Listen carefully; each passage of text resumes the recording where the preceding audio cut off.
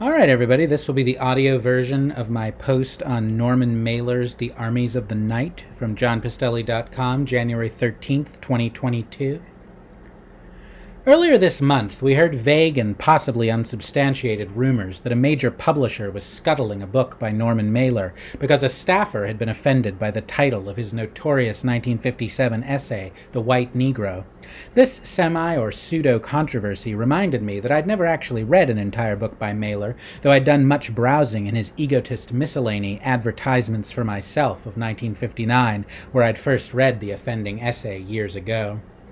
Today's left identitarians, confronting an embarrassingly explicit early version of their own worldview, understandably object to that manifesto of the 1950s hipster.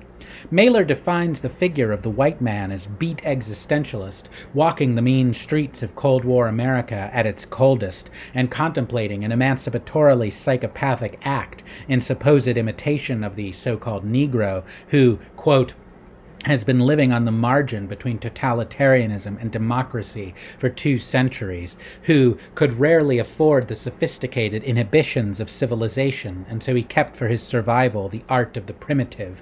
He lived in the enormous present. He subsisted for his Saturday night kicks, relinquishing the pleasures of the mind for the more obligatory pleasures of the body. And in his music he gave voice to the character and quality of his existence, to his rage, and the infinite variations of joy, lust, languor, growl, cramp, pinch, scream, and despair of his orgasm." End quote. Such prose today feels like it might peel the paint from the walls. As Jeff Schellenberger reminds us, Mailer's most distinguished African-American contemporaries decisively rejected his vision. Quote, Lorraine Hansberry, Ralph Ellison, and especially James Baldwin, an erstwhile Mailer friend and admirer, objected most of all to Mailer's celebration of the supposed sexual potency and liberatedness of black men, which they viewed plausibly as reiterating the racist stereotypes of the square white America Mailer claimed to reject. End quote.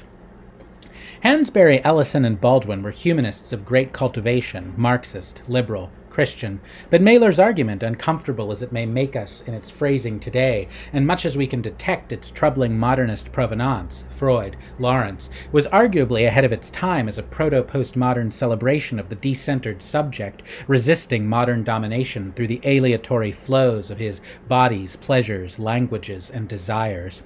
In Mailer's offensive verbiage, we discern the late bell Hooks's postmodern blackness, and the Afro-pessimist's permanently enslaved anti-subject, jamming all circuits of a state and civil society nexus founded on the libidinal enjoyment of vampirizing his vitality.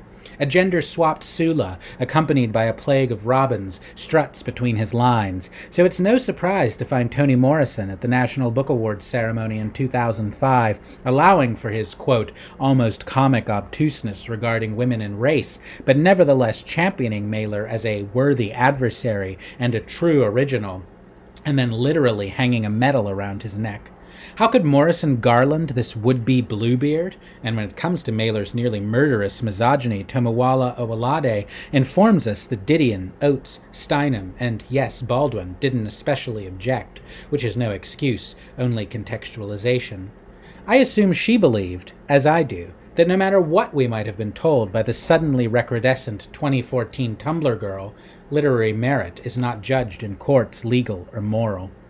To think about Mailer's literary merit, then, I found a copy of his classic The Armies of the Night of 1968 in my apartment and read it. Subtitled History as a Novel, the Novel as History, and written in the third person, this is a fictionalized non-fiction account of Mailer's participation in a march on the Pentagon in fall 1967 to protest the Vietnam War, alongside other literary luminaries like poet Robert Lowell and critic Dwight MacDonald.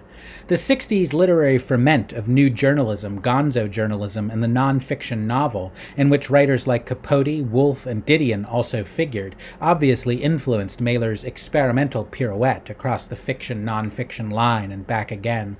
And Mailer, with his strong sense of the American literary heritage, also drew on a tradition of documentary and reportage in American realism going back to Twain, Crane, Hemingway, and Steinbeck. The book's first section, which takes up more than 3/4 of the whole, gives us history as a novel, an absorbing, eloquent, and often hilarious modernist novel following the literary celebrity Norman Mailer in the minute movements of his consciousness, from his hesitant agreement to join the march through his arrest for deliberately crossing a military police line as a public gesture of solidarity with the protesters. The brief second section, The Novel as History, leaves behind the personal to document the organization and events of the entire march, for most of which the imprisoned Mailer was absent. Except for his reflections in this part on the conflict between the old and the new left, which was dramatized more dynamically in the first section, the novel as history can be skimmed, unless you are actually a historian. For literary purposes, history as a novel is what commands our attention, not least because of its central character, the cantankerous, offensive, and charming Mailer, a wit-maniacal ego so vast it threatens to contain all of America, even when he's telling us about how he drunkenly missed the urinal and pissed on a hotel's bathroom floor. In this book, he calls himself, in Whitmanian catalog, quote, a warrior, presumptive general, ex-political candidate, embattled aging enfant terrible of the literary world, wise father of 6 children, radical intellectual, existential philosopher, hard-working author, champion of obscenity, husband of 4 battling sweet wives, amiable bar drinker and much exaggerated street fighter, party giver, hostess insulter, end quote. One of the roughs, a cosmos. I note that the wife tally would eventually come to 6. This, I think, is what Adam Gopnik meant when he called The Armies of the Night a poem, in the same way that certain other American nonfiction classics, Letters from an American Farmer, Walden, The Souls of Black Folk, Slouching Towards Bethlehem, seem to chant or sing rather than to argue or reason. Moreover, as Toni Morrison said, Mailer is often wrong even to the point of affront, but his positions are never predictable, unintelligent, or without interest. Even at their worst, they are powerfully expressed. At their best, they are often prescient because observant, as Gopnik also notes. Gopnik, though, writing in the throes of 2018, overpraises Mailer for writing about, quote, a recognizable Trump-era cast of rural whites. When Mailer speculates about the inner lives of the largely Southern white working-class military, police, and government officials he meets, the results are, if anything, more fantastical or projected than his reveries about African-American subjectivity, just the usual horror movie staple about repressed evil in the hinterland. Quote, enough of the old walled town had once remained in the American small town for gnomes and dwarves and knaves and curls, yes, and owls and elves and crickets, to live in the constellated cities of the spiders below the eaves in the old leaning barn, which, for all one knew, had been a secret ear to the fevers of the small town, message center for the inhuman dreams which passed through the night in sleep and came to tell their insane tale of the old barbarian lust to slaughter villages and drink their blood, end quote.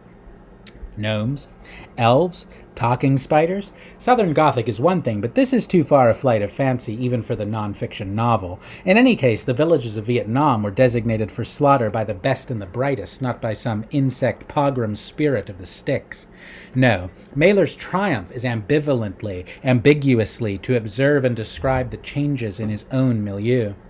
He sees the emergence of an entirely different recognizable Trump-era caste than poor whites, that of a radical political left entirely subsumed by the cultural concerns of the professional middle class. Mailer observes this coup from the insightfully slanted perspective of a left conservative who, quote, tried to think in the style of Marx in order to attain certain values suggested by Edmund Burke, end quote. His Burkean fidelity to the organic and the sublime allows Mailer to understand why the old left, with what he calls its logic of the next step, i.e. its credulous faith in progressive history, was unable to answer the needs of an affluent consumer society ever more managed by technocratic experts. Such a society will dialectically call forth from itself a rebellion of the instincts and emotions, like the one hymned in The White Negro. This is why Mailer pledges his loyalty on the march not to the old leftists of his own generation, but to the hippies, playing rock, smoking pot, and handing out flowers in their sandals and flower crowns, looking, quote, at once like Hindu gurus, French musketeers, and Southern cavalry captains, end quote. Their aesthetic revolt seems to him an antidote to the technocrat totalitarianism, his usage of this word, by the way, is in line with Arendt's, which, quote, renders populations apathetic through the destruction of mood. Denouncing deodorant as a symbol of the administered society, he prefers the hippies' fragrant radicalism to their parents' anodyne liberalism, which in a memorable passage about the party that greets him on his arrival in Washington, he judges fully complicit in the society symbolized by the fearsome, empty techno-war idol of the Pentagon. Quote, his deepest detestation was often reserved for the nicest of liberal academics, as if their lives were his own life but a step escaped. Like the scent of the void which comes off the pages of a Xerox copy, so was he always depressed in such homes by their hint of over-security. If the Republic was now managing to convert the citizenry to a plastic mass, ready to be attached to any manipulative gung-ho, the author was ready to cast much of the blame for such success into the undernourished lap, the over-psychologized loins of the liberal academic intelligentsia. They were, of course, politically opposed to the present programs and movements of the Republic in Asian foreign policy, but this political difference seemed no more than a quarrel among engineers. Liberal academics had no root of a real war with technology land itself. No, in all likelihood, they were the natural managers of that future air-conditioned vault where the last of human life would still exist. End quote. To be honest, I've had just this thought at just this type of party. Yet Mailer also understands, if dimly, that the college students in revolt, the ones who chant slogans on the prison bus because as bright kids rather than jocks they had never traveled on a high school victory bus, will become the powers that be someday. Likewise, Mailer's almost comic obtuseness about race in several no doubt offensive passages contrasting the protest's black power presence, I'll kill you, whitey, burn baby, with the, quote, Negro liberals he'd known at the 1963 March on Washington, nevertheless manages also to register the coming identity politics that will fracture the left as much as anything else. Though he ends his non-fiction novel on the lyrical, triumphant note of hailing the hippies' American rite of passage through protest, a similar rite as earlier generations, including his own, had enjoyed on the frontier or at war, the uneasy feeling lingers that these flower children will inherit the very five-sided structure they'd vainly wished to levitate off the earth. Still, his peroration on America, a place where, quote, God was present in every man, not only as compassion but as power, end quote, is a welcome reprieve from today's left, who seem as if they can hardly say the name of the nation without spitting. In the end, then, Mailer's most effective protest against sterile, murderous totalitarianism is his literary performance of his own chaotic, witty, irreducibly physical, irrepressibly philosophical, careeringly poetic personality. The true armies of the night are the roiling forces in his vast body and soul. While I was left wondering if an actual novel, a fictional novel, would feel thin and unpeopled in comparison to this song of his self, I came away from this book with little doubt about Mailer's literary merit.